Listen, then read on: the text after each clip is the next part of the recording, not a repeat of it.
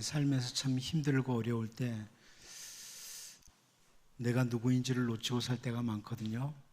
우리 옆에 사람 좀 격려를 하면서 당신은 세상을 창조하신 하나님의 자녀입니다. 이렇게 한번 격려하겠습니다.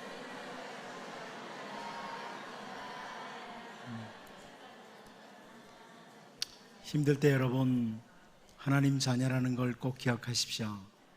우리는 하나님의 자녀입니다. 세상을 창조하신 하나님 자녀입니다. 그 주어진 젊은 날의 그 소중한 시간을 참 많이 잘못 살았던 사람 중에 한 사람이 솔로몬입니다. 그 솔로몬이 전도서 3장 1절에서 우리가 잘 아는 말씀을 선포하죠. 범사에 기한이 있고 천하만사가 다 때가 있나니 그럽니다. 범사에 기한이 있고 천하만사가 다 때가 있다. 세번역 성경은 모든 일에는 다 때가 있다. 세상에서 일어나는 일마다 알맞은 때가 있다. 이렇게 번역을 해주었는데요. 이 전도서 3장 1절을 그 70인역이라고 하는 그 번역이 있습니다. 셉투아징트라고 하는 이 번역이 있는데 구약의 히브리어 성경을 헬라어로 번역을 한 겁니다. 히브리어 성경을 헬라어로 번역을 했는데 그 앞에 나오는 기한이라고 하는 히브리어로는 제만이라는 단어인데 이 단어를 헬라어로 크로노스라고 번역을 했습니다. 크로노스라고. 그리고 뒤에 나오는 때라는 에트라고 하는 히브리 단어인데 이 단어를 헬라어로 카이로스라고 번역을 했습니다. 여러분 많이 들어봤죠? 크로노스, 카이로스 들어보셨죠? 아무리 들어봐도 자꾸 헷갈리죠? 헷갈리는 게 참 좋습니다. 그래야 제가 또다시 설명을 드려도 마치 처음 듣는 것처럼 저는 참 행복하고 감사합니다. 이 크로노스와 카이로스가 있는데 이 헬라어에서 크로노스와 카이로스라는 단어, 이게 셉투아진트에서는 그렇게 두 단어를 다른 단어로 번역을 했어요. 그러니까 이제 크로노스가 뭐고 카이로스가 뭐냐? 예를 들어서 사람이 이제 태어나서 죽는 시간이 있잖아요. 그 기간, 전체 기간을 그냥 크로노스라고 한다면, 인생 전체를 크로노스라고, 시간을 크로노스라고 한다면 그 삶을 살아가는 중에 막 특별한 일들이 있죠. 그것을 카이로스라고 합니다. 그 때를, 특별한 일들이 일어나는 때를 카이로스라고 합니다. 이해가 되셨어요? 내 인생을 전체 놓고 볼 때 이제 크로노스는 긴 어떤 인생의 기간, 이걸 시간이라고 말한다면 긴 시간을 이제 크로노스라고 한다면 그 인생을 사는 동안에 어떤 일들이 탁탁 일어나는 때가 있잖아요. 그 때를 여러분이 예수님을 만난 때, 하나님의 특별한 은혜를 입은 때, 이런 때를 카이로스라고 이렇게 표현을 해요. 그러니까 범사에 기한이 있다. 모든 것들이 다 어떤 기한이 있다. 그런데 천하만사가 다 어떤 때가 있다. 이해가 되시죠? 네. 그렇게 이렇게 번역을 했어요. 그 셉투아진트가.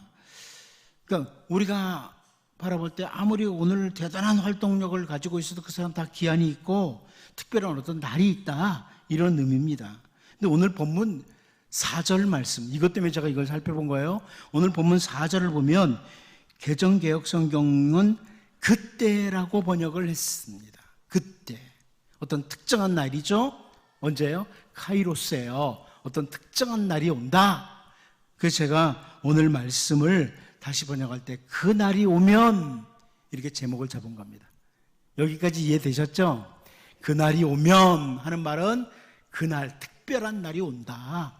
그날 카이로스가 온다. 이런 의미입니다. 우리 하나님의 특별한 임재가 있는, 간섭이 있는 그 카이로스의 날이 온다. 그 날이 오면 이런 거죠. 사도 베드로는 베드로서 3장 4절을 통해서 이르되 주께서 강림하신다는 약속이 어디 있느냐? 조상들이 잔 후로부터 만물이 처음 창조될 때와 같이 그냥 있다 하니 이렇게 조롱하는 자들이 있다고 말합니다. 예수님 오신다고 했는데 그 약속이 있는데 그 때가 도대체 언제 오냐? 세상은 창조하던 때와 지금도 변형 자, 다름없이 그냥 흘러가고 있지 않느냐고 조롱하는 자들이 있다, 이런 말씀이에요. 하지만 우리는 분명히 믿는 것이 있습니다. 그 날이 옵니다. 우리 주님이 다시 오시는 날은 반드시 올 것입니다. 그 날, 그때 카이로스가 반드시 올 것입니다. 오늘 본문을 통해서 미가 선지자가요, 너희들이 그날이 오지 않을 것처럼 선지자들의 말을 무시하지만 그날은 반드시 올 것이고 그날이 오면 이런 일들이 일어날 것이다, 이렇게 선포하는 내용이에요. 그날은 온다. 선지자들이 계속 선포했던 그날이 온다. 그날이 오면 이런 일들이 벌어질 것이다, 카이로스를 가리키는 겁니다. 이제 오늘 본문을 통해서 선지자 미가가 선포하는 그날이 오면 일어날 일들, 이 부분을 살펴보면서 우리를 돌아보는 이런 귀한 시간이 될 수 있기를 바랍니다. 첫 번째로 보면 그날이 오면 시와 노래를 짓고 부른다, 이렇게 표현합니다. 자, 우리 하나님이 간섭하시는 특별한 날, 그날이 오면 너희가 시와 노래를 짓고 부른다 그럽니다. 우리 본문 4절 같이 한번 읽어보겠습니다. 봅니다. 시작. 그때 너희를 조롱하는 시를 지으며 슬픈 노래를 불러 이르기를 우리가 온전히 망하게 되었도다. 그가 내 백성의 산업을 옮겨 내게서 떠나게 하시며 우리 밭을 나누어 패역자에게 주시는도다 하리니. 아멘. 선지자들이 계속 경고를 하던 하나님의 심판의 날이 이르면 시를 지으며 노래를 부르게 될 것이다, 이런 표현을 해주는 거예요. 그날이 오면 시를 지으며 노래를 부르게 될 것인데, 그냥 시가 아니고 무슨 시요? 조롱하는 시라고 합니다. 조롱하는 시. 그리고 그냥 노래가 아니라 슬픈 노래, 애가라고 하죠. 슬픈 노래를 부르게 될 것이다. 그날이 오면 조롱하는 시, 슬픈 노래. 근데 이제 사실 히브리어 성경으로 보면 여기 조롱하는 시라는 단어는 이 마슈알이라는 단어인데요, 속담이라는 뜻이에요. 속담. 그날이 되면 속담이 있을 것이다. 한마디로 멸망을 조롱하는 속담이 있을 것이다, 이런 말입니다. 제가 그냥 우리 개역개정 성경을 따라서 시와 노래를 말했습니다마는 시와 노래를 짓고 부른다 그랬는데 그날이 되면 속담들이 지어질 것이다. 그리고 애가 슬픈 노래를 부를 것이다, 이렇게 표현하는 거거든요. 이 조롱하는 시, 마슈알, 속담이라는 단어가 신명기에서 볼 수 있어요. 신명기 28장 37절을 보면 여호와께서 너를 끌어가시는 모든 민족 중에서 네가 놀람과 속담과 비방거리가 될 것이라. 자, 여기 속담이라는 단어가 마샬 같은 단어입니다. 하나님의 말씀을 버리고 죄의 길로, 악한 길로 걸어가면 너희는 이방 나라에서 속담거리가 될 것이다. 이방 사람들이 너희를 가지고 속담거리 만든다. 여기 속담이라는 단어가 같은 단어예요.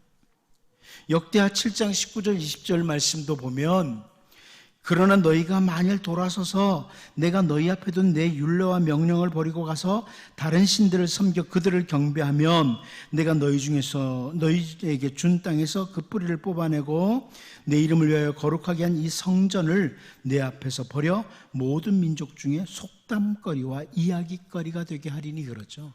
여기 속담거리, 마샬 같은 단어입니다. 솔로몬이 예루살렘 성전을 건축합니다. 성전을 건축하고 하나님께 기도를 드리죠. 하나님, 이 백성들이 이런 일을 당할 때 이곳에 와서 기도하거든, 이곳을 바라보고 기도하거든, 막 그렇게 기도를 드려요. 하나님께서 응답하십니다. 그래, 내가 네 기도를 들었다. 이제부터 내 눈과 귀를 이 성전에 두겠다. 내 눈과 귀를 이 성전에 두겠다. 늘 성전을 바라보고 혹시 나를 찾는 사람이 있는가, 내 귀를 이곳에 두고 나에게 뭔가 기도하는 사람이 있는지를 내가 늘 확인하겠다. 눈과 귀를 두겠다, 이렇게 말씀하신 뒤에 그렇지만 너희들이 아무리 수고를 하고 애를 써서 이 예루살렘을 성전을 건축했어도 죄의 길로 계속 달려가면 이 성전이 너희들이 정말 나에게 바친 이 아름다운 예루살렘 성전이 모든 민족 중에 속담거리 될 것이다. 이렇게 말씀하신 거예요. 성전 잘 지었으니까 괜찮아. 이게 아니고 말씀 떠나면 이 성전도 속담거리 된다. 역시 같은 단어입니다. 마슈알이라고. 오늘 본문에서 선지자 미가는 하나님의 백성들이 계속 하나님의 말씀을 무시하고 살아가다가 그 날이 오면, 그 카이로스, 하나님께서 마지막 결정적인 그날, 카이로스, 그날이 오면 너희는 속담거리, 조롱하는 시를 지을 것이고 슬픈 노래, 애가를 부르게 될 것이다. 이렇게 선포하는 겁니다. 여러분, 우리들에게도 그 날이 옵니다. 선지자들이 선포했던 그 날이 아니라 우리는 예수님께서 말씀하신 그 날이 오죠. 마지막 날이 옵니다. 그 마지막 날이 올 때에 우리는 조롱하는 시, 속담거리, 슬픈 노래를 짓고 부르는 이런 어리석은 자들이 아니라 우리 주님 다시 오시는 그날에 감사하고 기쁨이 충만한 그날이 되도록, 감사와 기쁨이 넘치는 그날이 되도록 주님의 신실한 백성으로 날마다 주의 말씀을 따라 한 걸음 한 걸음 걸어갈 수 있기를 바랍니다.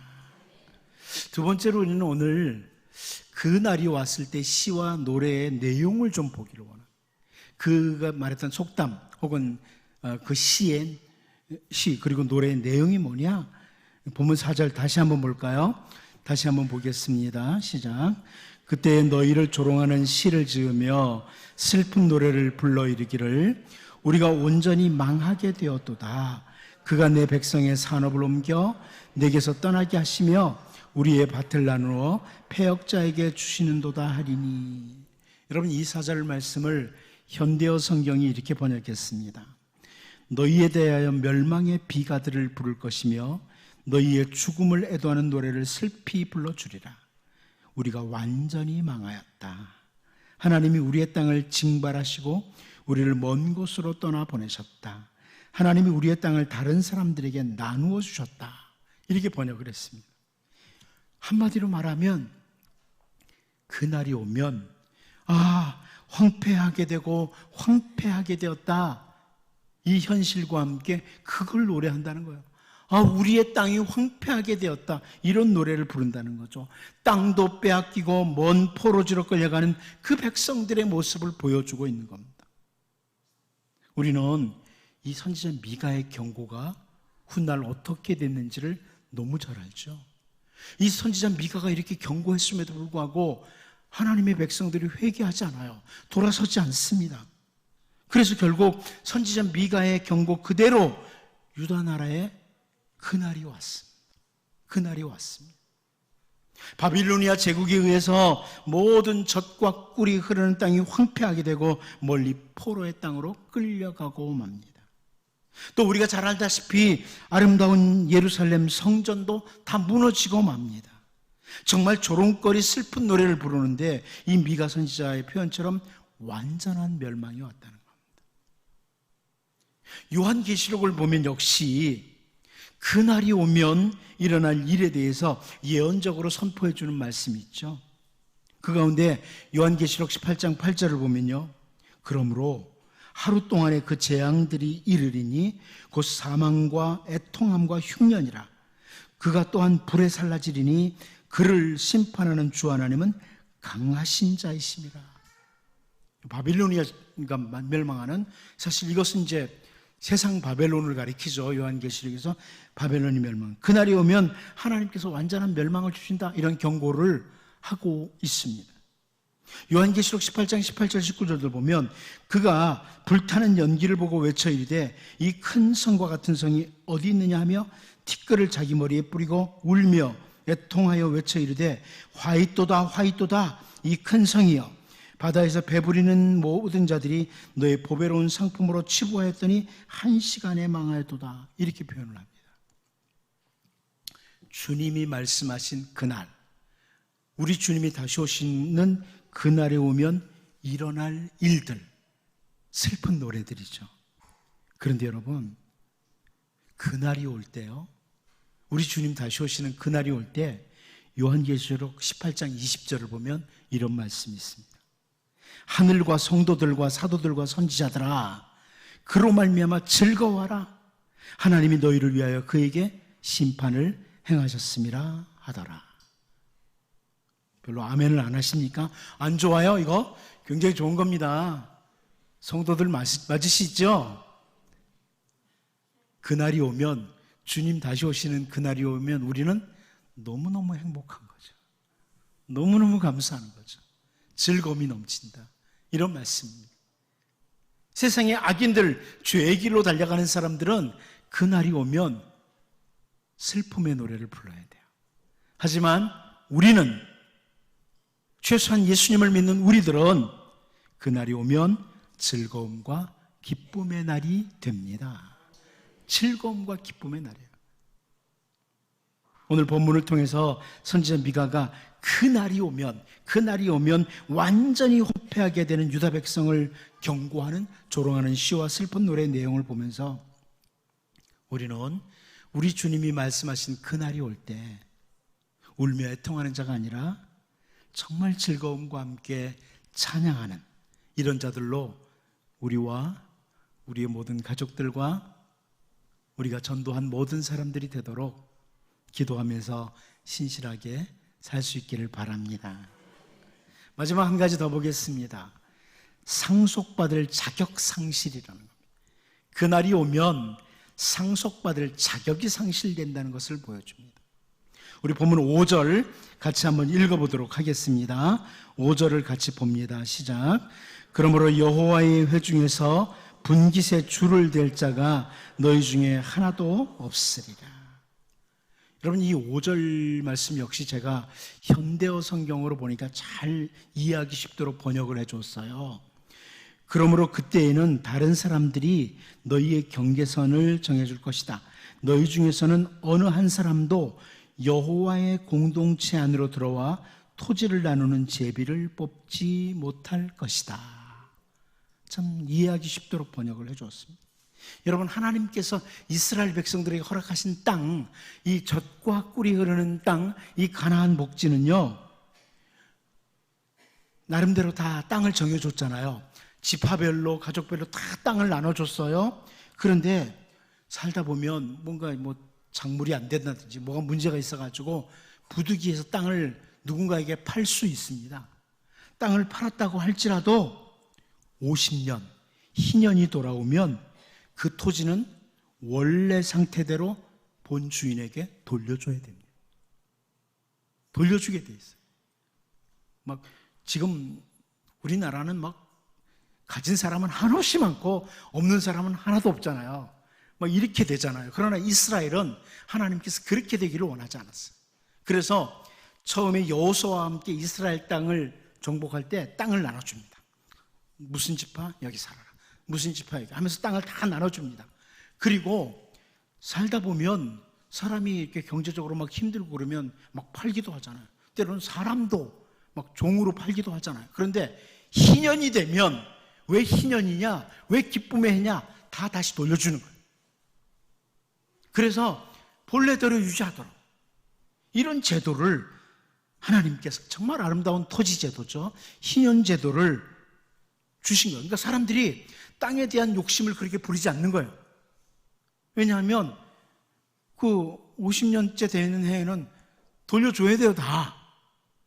그러니까 막 땅만이 더 찾아야 되겠다, 이런 욕심 부리지 않고 함께 더불어 사는 그런 이스라엘 공동체를 하나님이 원하시는 거죠. 하나님의 토라, 말씀을 받은 백성으로서, 젖과 꿀을 복된 땅으로 받은 백성으로서, 하나님의 성별된 백성으로 살아가는 이들이 그날이 오면 자격이 상실된다는 겁니다. 그 자격이 상실된다. 상속받을 자격이 상실된다. 그래서 더 이상 희년이 와도 그 땅을 상속받지 못하게 될 것이다, 이 말씀입니다. 여러분 잘 알죠? 바벨론 포로지에 끌려갔을 때 이들이 희년이 와도 땅을 못 받아요. 포로지에서 내 땅이 거기인데 그거 내놓으라고 못하는 거죠. 땅을 상속받을 자격이 상실될 것이다, 이런 표현을 해주는 겁니다. 그날이 오면. 그러니까 히브리 사람들, 이스라엘 사람들은 그래도 땅 문제에 있어서는 그래, 희년만 오면 다시 나한테 와 그랬는데 그 소망까지 그날이 오면 다 사라진다. 이런 선지자 미가의 경고입니다. 이제 우리를 좀 돌아보죠. 여러분, 우리는 하나님께로부터 상속을 받을 만한 자격이 아예 없던 백성이었습니다. 우리는, 이곳에 있는 우리 말하는 거예요. 우리는 하나님께 상속받을 만한 자격이 하나도 없었던 이방인들이었습니다. 그런데 우리 주 예수 그리스도로 말미암아 베드로전서 1장 4절을 보면 이렇게 말씀합니다. 썩지 않고 더럽지 않고 쇠하지 아니하는 유업을 있게 하시나니 곧 너희를 위하여 하늘에 간직하신 것이라. 여러분, 우리에게 예수님께서 땅을 상속해 주신다는 겁니다. 하늘에 있는 땅, 이 땅을 상속해 주신다는 이런 말씀입니다. 유다 백성들은 사실 하나님의 은혜로 귀한 땅을 상속받았던, 땅을 계속 상속받을 수 있었던 그런 백성들이었는데 그날이 오면 그 자격은 다 상실된다, 이 말씀을 보면서 오늘 우리들이 예수 그리스도로 말미암아 하늘에 간직한 기업, 쇠하지 않고 더럽지 않고 쇠쩍지 않는 그 하늘의 기업을 상속받은 자다, 이것을 기억하고, 여러분, 사실 우리는 이 말씀을 볼 때마다 정말 감사하고 혹은 상속받은 자답게 신실하게 살고자 다짐하고 살아야 됩니다. 이 시간 다시 한번 기도하기를 원합니다. 여러분, 기도하실 때요, 선지자 미가가 경고했던 그날이 왔습니다. 그날에는 조롱하는 시, 속담거리, 슬픈 노래를 짓고 부르는 어리석은 자들이 됐습니다. 또 완전히 멸망하는 그런 내용의 노래를 불러야 됐었는데, 상속받던 유다 백성의 땅도 받을 자격이 상실되었는데 하나님께서는 우리에게 그날이 오면 감사와 기쁨의 노래를 부를 수 있도록 해주셨고, 그날이 오면 애통하는 자가 아니라 즐거움과 함께 찬양하는 자들로 서도록 일으켜 주셨고요, 하늘에 간직한 기업을 상속받을 자로 우리를 주님의 은혜로 함께 해주셨습니다. 저는 이 시간 이런 기도를 드리기를 원합니다. 예수님으로 인하여 나에게 너무나 큰 은혜를 주셨습니다. 예수님으로 인해서 나는 너무나 큰 은혜를 받은 자입니다. 훗날 우리 주님 다시 오실 때, 그때 우리는 정말 즐겁게 감사하며 찬양할 것입니다. 그런데 그 은혜를 생각하면서 오늘도 감사하며 살게 하시고, 하루하루 주어진 시간들을 즐겁게 살게 하시고 찬양하며 살 수 있는 이런 하나님의 사람으로 살게 해달라고 이 시간 같이 한번 기도하겠습니다. 하나님,